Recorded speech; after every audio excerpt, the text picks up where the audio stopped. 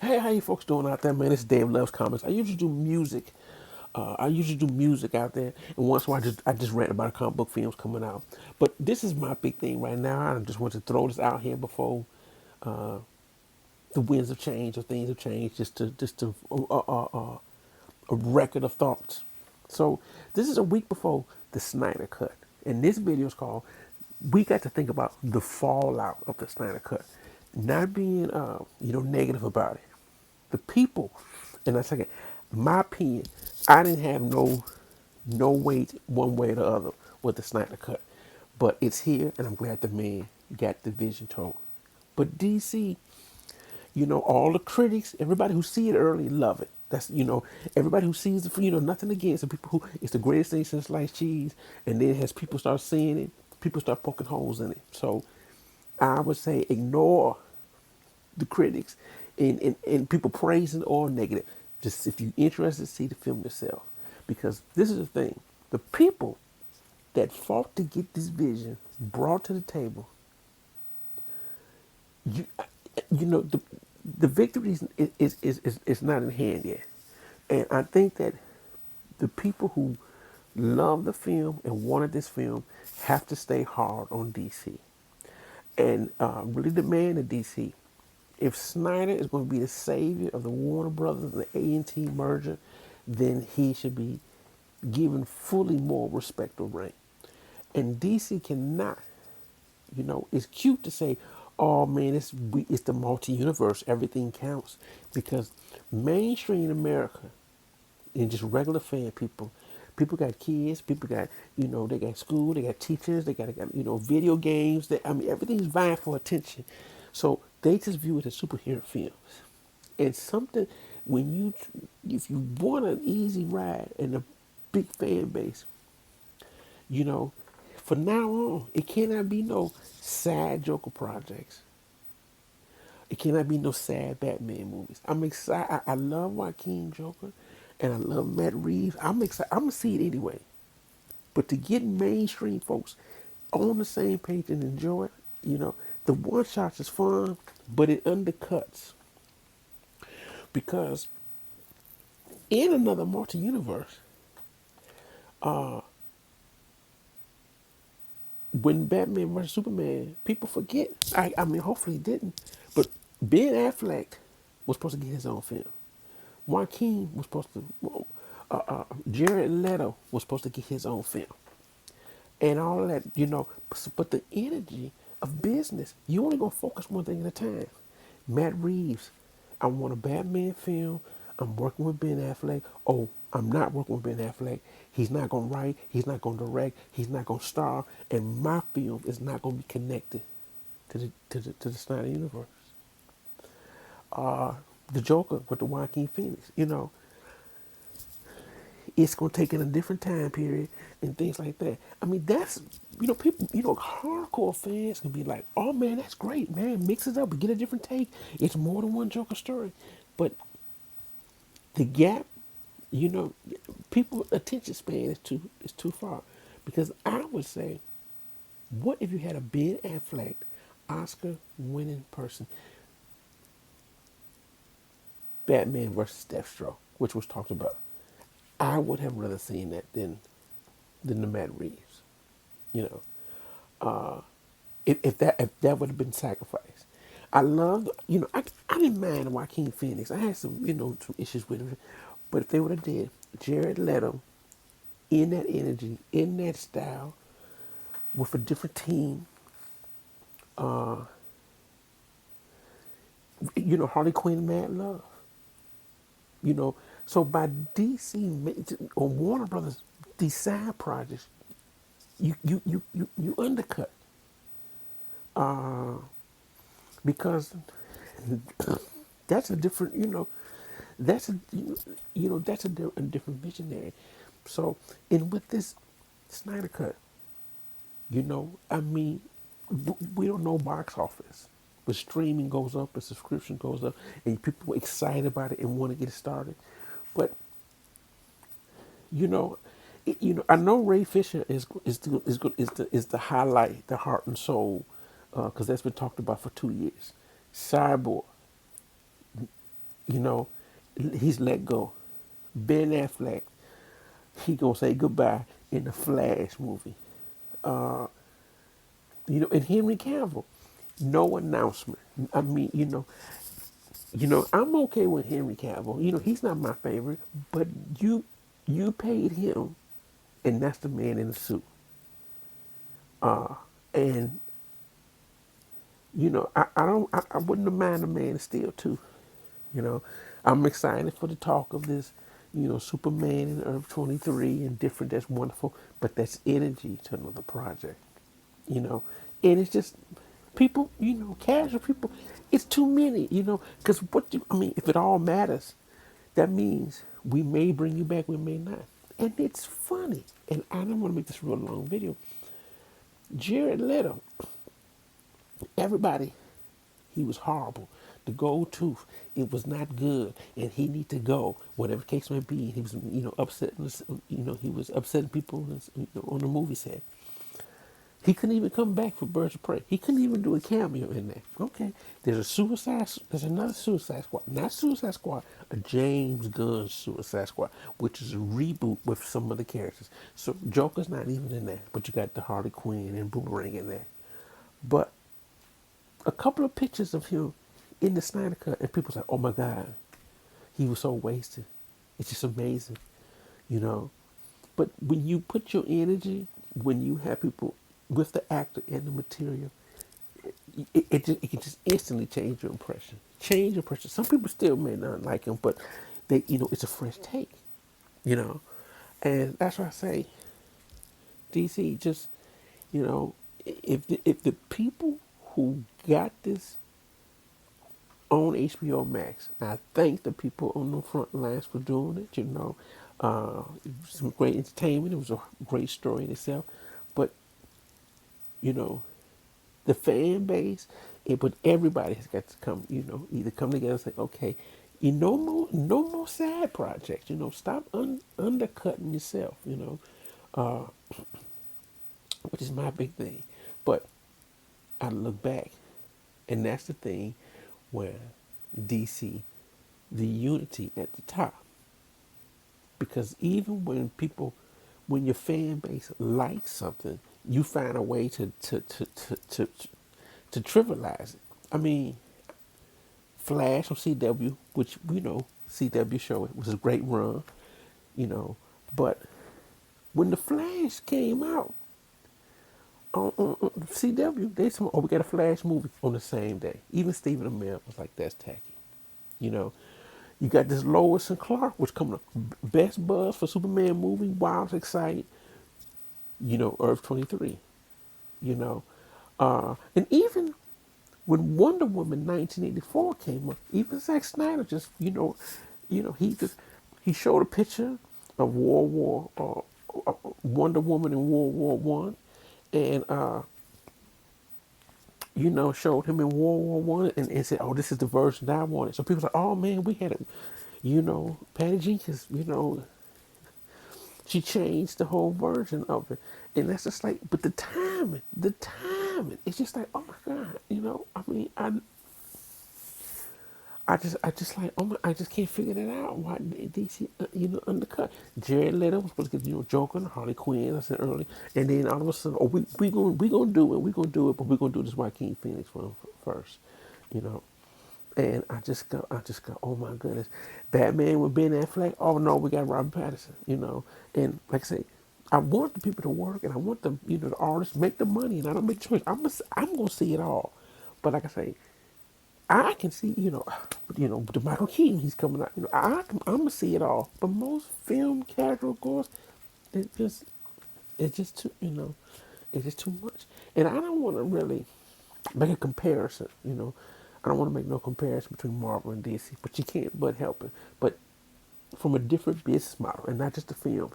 But I've never heard someone on, I've never heard nobody on Star Wars say, Black Panther was good, but you wait till you see the Force Awakens. I mean, those actors, I don't know if they grilled or they made aware of it, or I guess because there's an overlapping thing of properties, but it's not across the board, table, and so everyone seems to be working together. We got one Captain America, we got one Iron Man, we got one Thor. Maybe we do an animated version. But Kevin Feige, you know, shows will be on Hulu, Runaways and stuff like that. You get a couple seasons, gone. Wrap that up.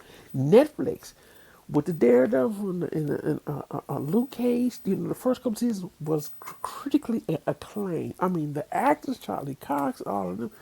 Just now you got my man playing Blade. From the Luke Cage. I mean, so it was for a while. It was some pretty top quality.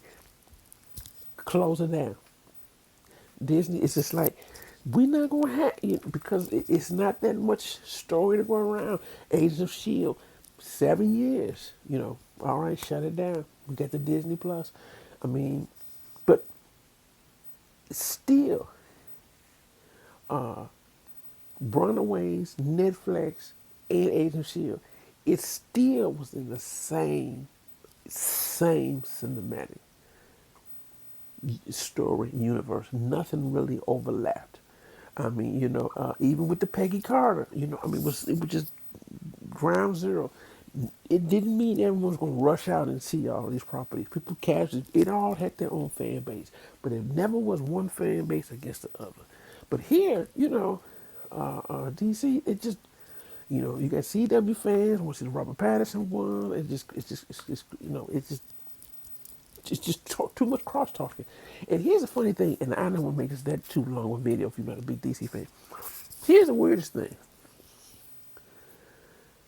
Robert Pattinson, the Matt Reeves, they announced, and this is I found weird, they announced a Gotham Central television show on HBO Max. Before the movie came out, we got about another year before it comes out, and then they've already greenlighted a television show. And so it's just like with the Snyder, we don't even know if Henry Cavill coming back to be Superman too. I mean, I find that fascinating that they just think, man, this is just a moment. And I think people didn't want to. I think that's my thing. People who wanted the Snyder Cut, or fans of the movie, or people who just sat down and watched it, they enjoyed it. You want to be a movement and not a moment. I mean, those that fought to get this, to get that moment in the spotlight. I mean, it's just like a team. If a team wins a championship belt, you don't say, okay, let's break the team up. Well, Chicago is known for that, but that's a different video. When you win the championship, you keep all the players and you keep it going. You keep it going. And you just go like, well, we'll see about it. See what's up on the menu. I mean, that's just, it's just crazy.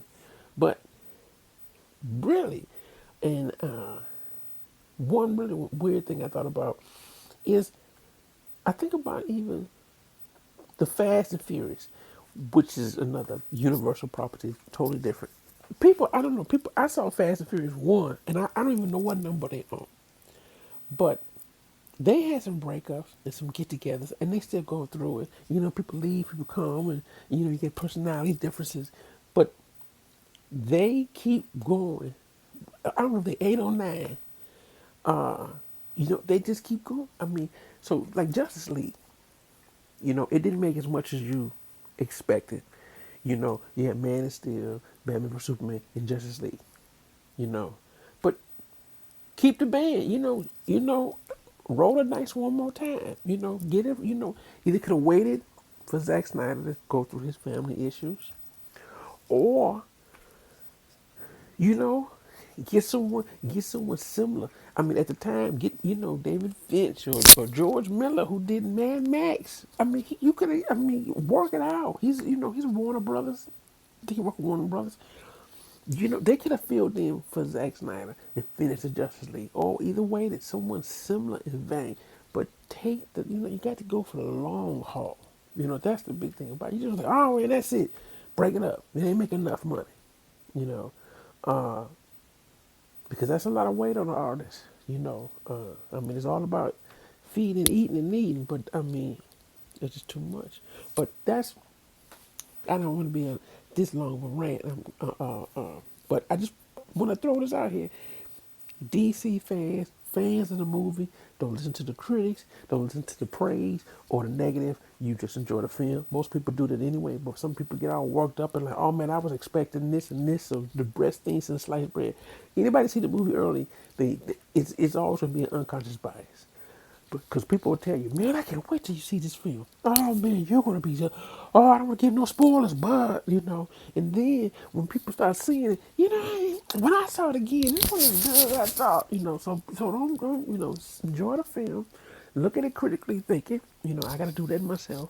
Enjoy the film, and then everybody sit back and say, well, what's this next stage? Because if it's critically acclaimed and a success, okay, Warner Bros., what you gonna do? And then I just say, all fans, I enjoy. I'm gonna see all the DC stuff, but you know, if you want to put Snyder on the table, you don't need no more captains. You know, you got to go forward. So any other DC project is got to be through the lens of Zack Snyder hiring a team, put some stuff together. You know, and you know, and do it. And what my last thing, and I just thought about this today. And here's something else. The Flash movie.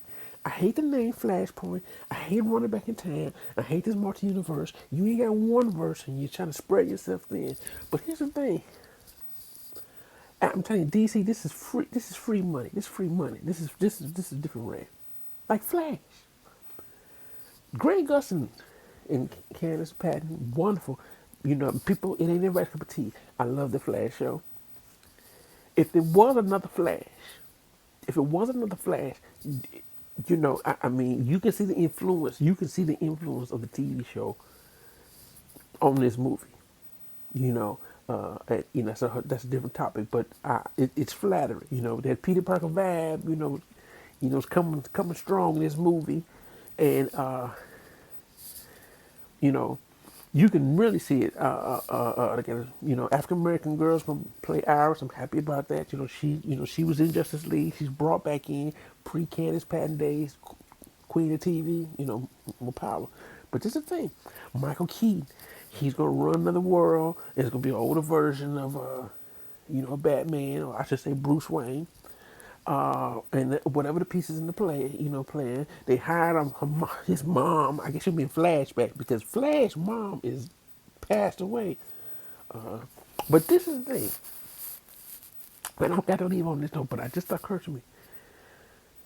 Flattery's good, you know, and Esmeralda, you know, he was on, you know, people talk smack about CW. He was on the CW show, you know, hugging him, like, oh, you name me Flash. But here's the thing. If I did the Flash movie, I would do half flashback of his origin. Cause I mean, cause I want to see the lightning. It just be just a quick little scene of his flash, and then jump a year ahead. You know, jump a year ahead, and you know, he's doing crime in, you know, Central City, because it's been what 3 years after the Justice League. So after that fallout, and then he say the rise of the supervillains in Central City. And one thing, and this is free, the most famous thing about Flash is the villains. You know, Captain Cold, Boomerang, Heat Wave, Mirror Master, I mean, Rainbow Rider, the Glad. He has some of the most famous villains, his roles, the galleries. And I mean, you know, even in the Justice League Limited, the Trickster. I mean, you know, because, you know, that was the big thing. And he was, you know, he had a different rapport than with Batman or Spider-Man. It was different properties. But Flash is known for the villains, besides if it's Wally West or Barry Allen. The villains, you know, cross laps. And Captain Cold on the verge of being an anti-superhero. Gorilla Grodd. But here's one thing that Flash movie get all the TV show.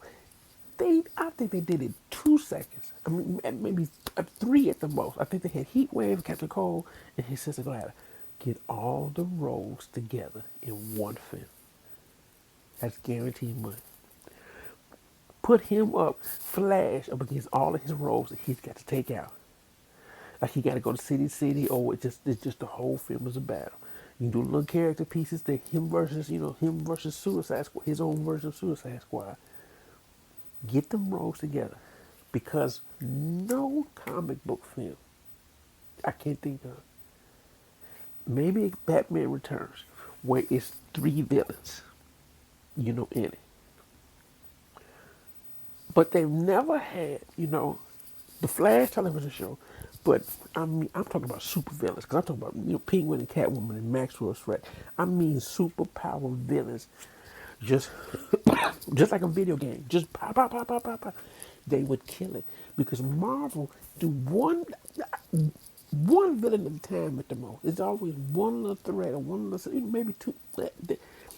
Marvel characters, Marvel fights their own villains. They create their own villains, and they end up, or they fight each other. They're at the point where, some guy from 20 years, be $20, and now he's shooting up he blowing up my apartment. But the Flash movie, you do that,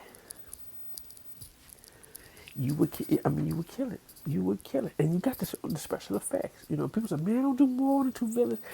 Don't do the origin story of two villains. I'm a criminal.